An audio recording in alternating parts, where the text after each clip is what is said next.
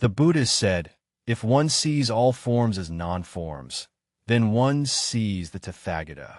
In today's society, many people are enthusiastic about practicing the Dharma, but only a very few truly attain enlightenment. What we often refer to as attaining the way and enlightenment are actually two distinct concepts. Attaining the way is attaining the way. Enlightenment is enlightenment. Attaining the way and enlightenment are distinct and separate. The so-called Tao refers to the law of operation in the natural world.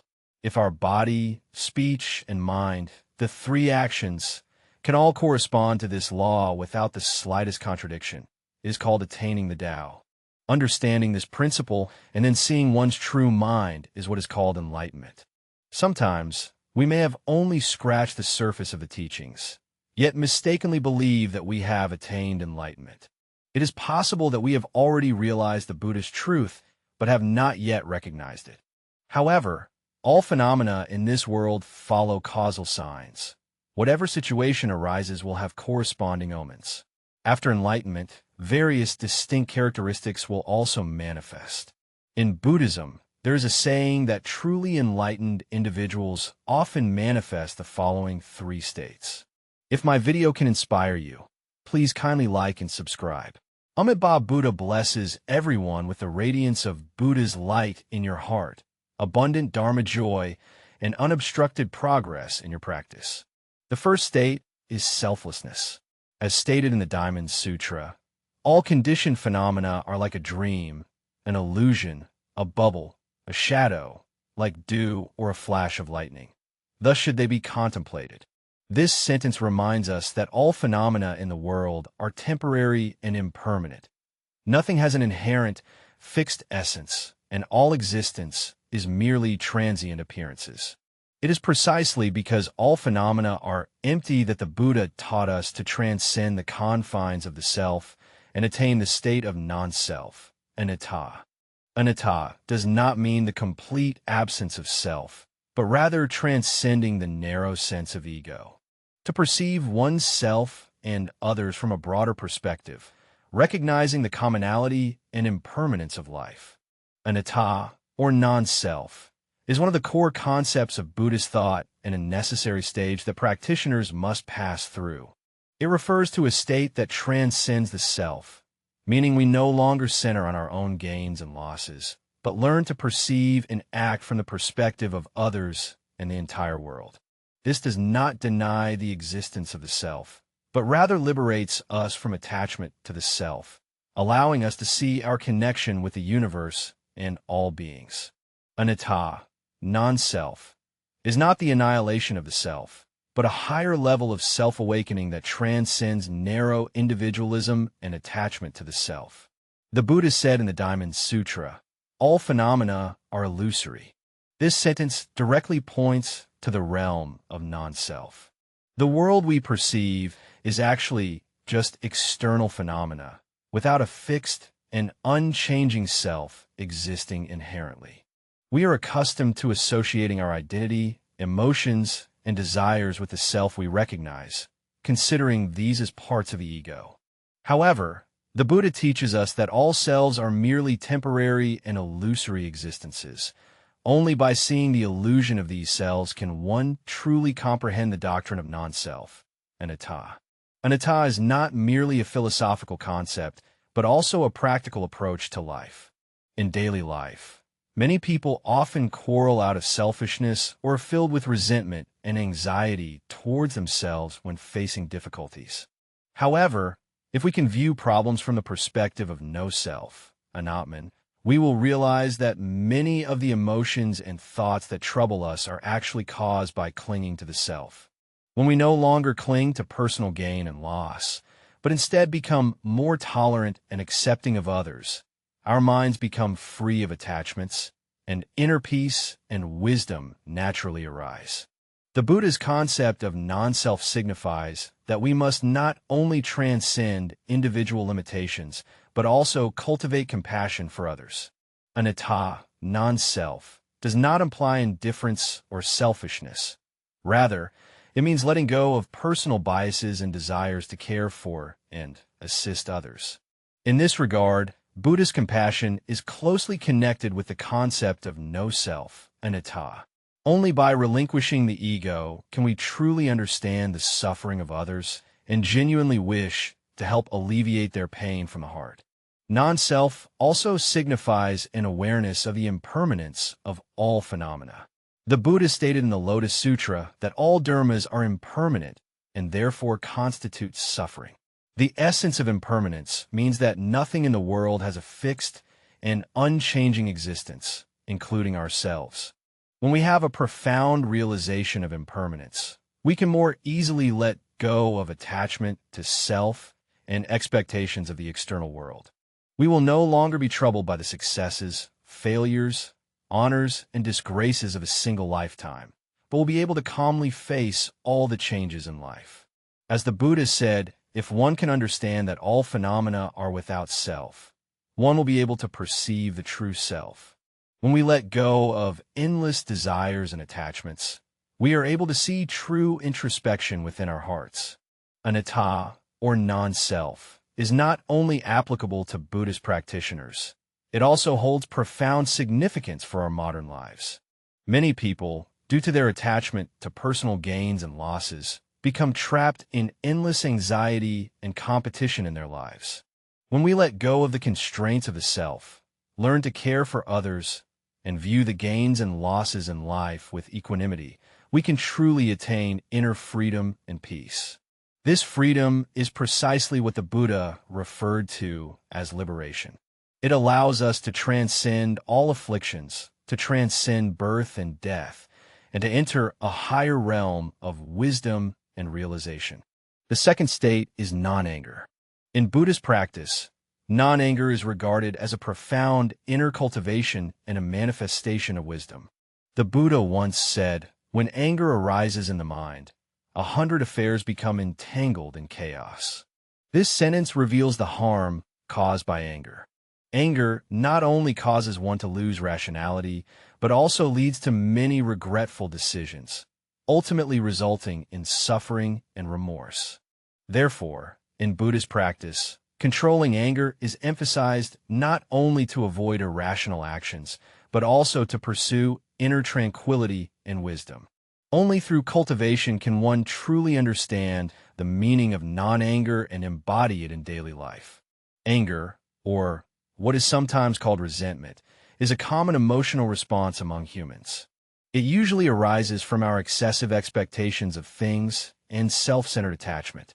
Anger easily arises when our expectations are not met, or when others do not act according to the way we have envisioned.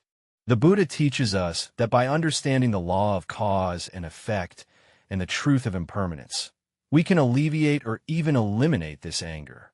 In the Diamond Sutra, the Buddha reminds us that if one perceives all forms as non-forms, then one perceives the Tathagata. This means that we should not cling to the external appearances of things, but recognize the inherent impermanence of all phenomena. Everything is transient. When we are able to view conflicts and setbacks in life from the perspective of impermanence, anger naturally ceases to arise so easily. For practitioners, not becoming angry is not merely about restraining impulses. It is also a crucial step in spiritual cultivation. The Buddha said in the Dhammapada, "One who is able to endure obtains great strength. One who is able to endure obtains great wisdom." This sentence emphasizes the importance of patience. Anger often leads to negative emotions and behaviors, while patience and forbearance bring inner strength and wisdom. Patience is not a form of weakness, but a powerful self-control and a wisdom that transcends emotions. By cultivating this inner strength, practitioners are better equipped to face all the difficulties and challenges in life. Behind anger often lies the obsessive attachment to the self. The Buddha mentioned in the Mahaparinibbana Sutra that the arising of the mind of wisdom is true wisdom. This indicates that when anger occupies our mind, our wisdom becomes obscured. Anger prevents us from seeing the truth clearly and instead plunges us into deeper suffering. In Buddhist practice, practitioners need to gradually eliminate inner anger through meditation, introspection, and other methods, cultivating inner peace and mindfulness. Only when the mind becomes peaceful can we truly face the various conflicts and troubles in life with wisdom. The Buddha not only emphasized the importance of avoiding anger, but also taught us how to effectively manage and dispel it.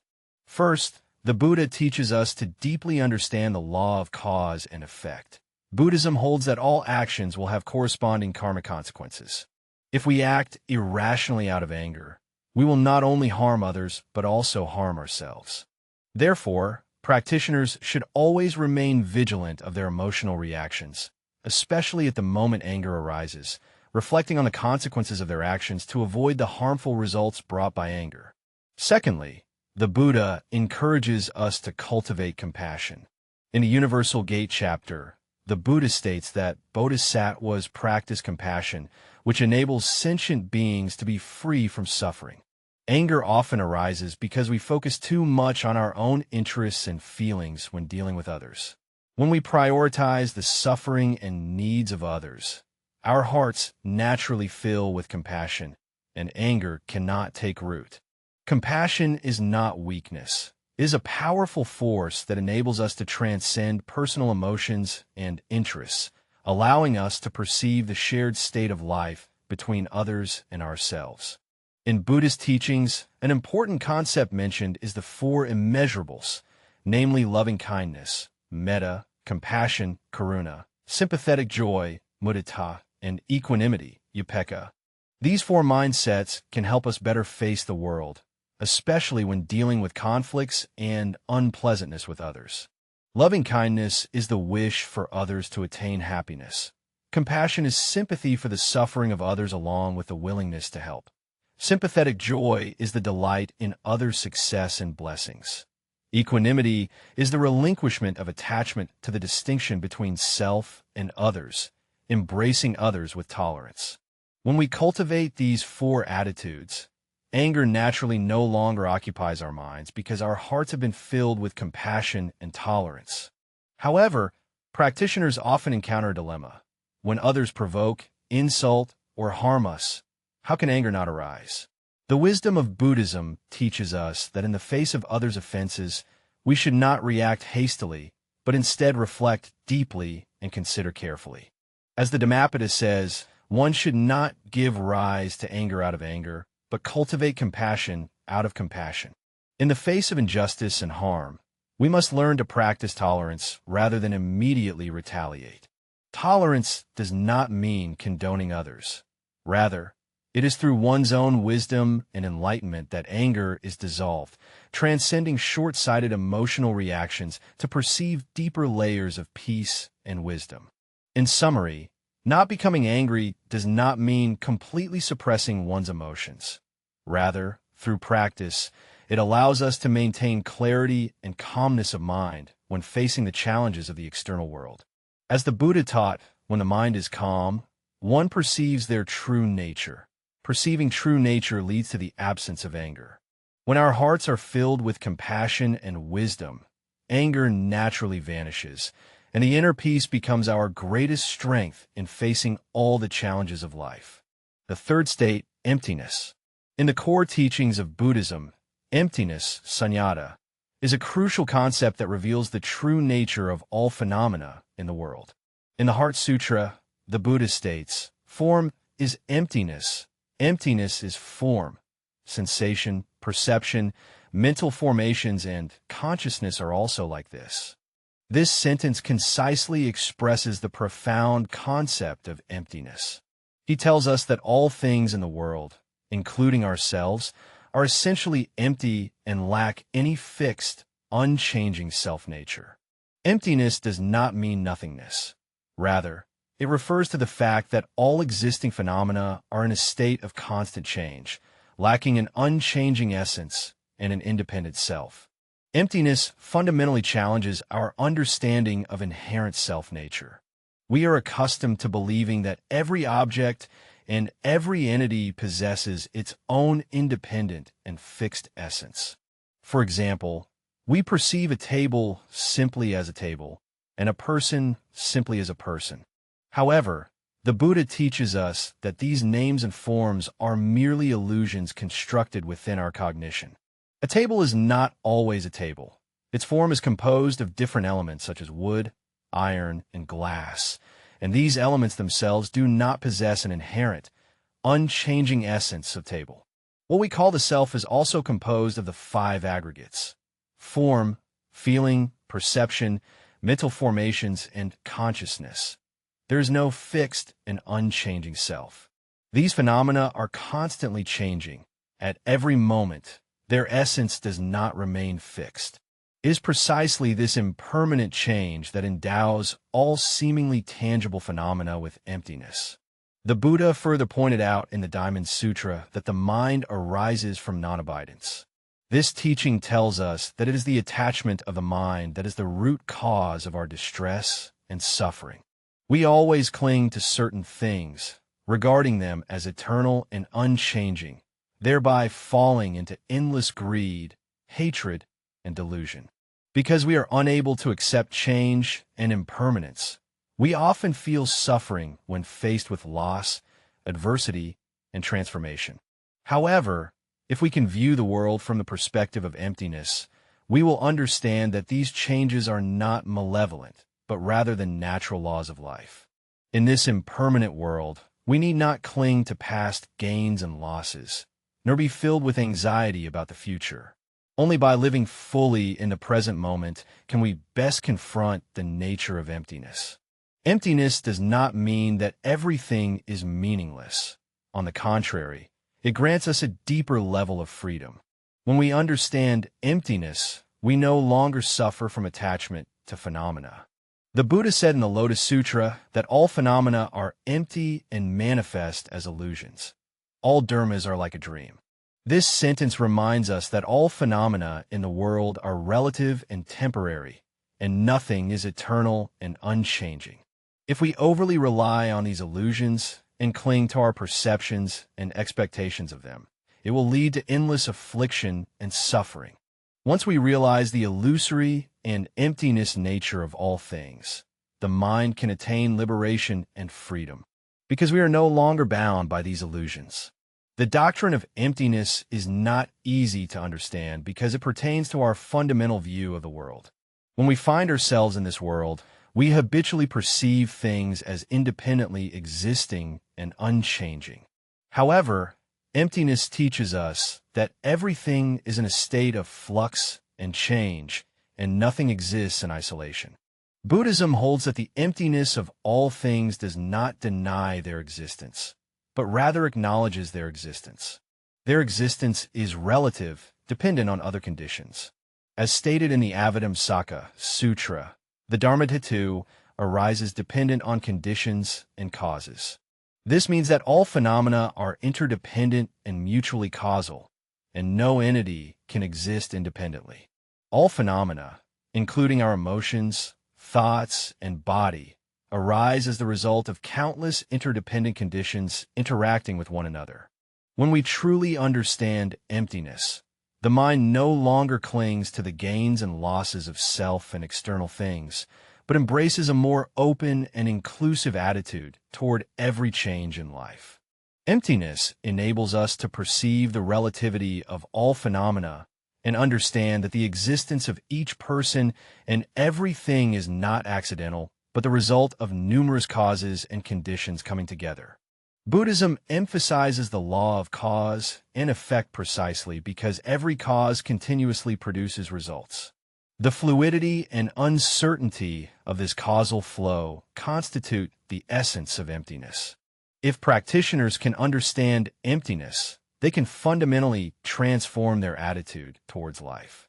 When we no longer cling to the attachment of self, nor overly depend on material possessions or external successes and failures, our mind becomes liberated, attaining true peace and happiness. Emptiness allows us to realize that external changes do not disturb our inner tranquility. True peace arises from inner awakening. These are the three states of enlightenment. If you do not experience them yet, there is no need to worry, for enlightenment is not achieved instantaneously. It is a gradual process that awakens the heart-mind step by step, transcending the self. On the path to enlightenment, we continuously purify body and mind, harmonize speech and conduct, and deepen wisdom. Every subtle change, every moment of inner awareness is the cornerstone of enlightenment. Non-self, non-anger, and emptiness are not only the ultimate goals, but also the hallmarks of spiritual practice. They continuously guide us toward deeper awakening.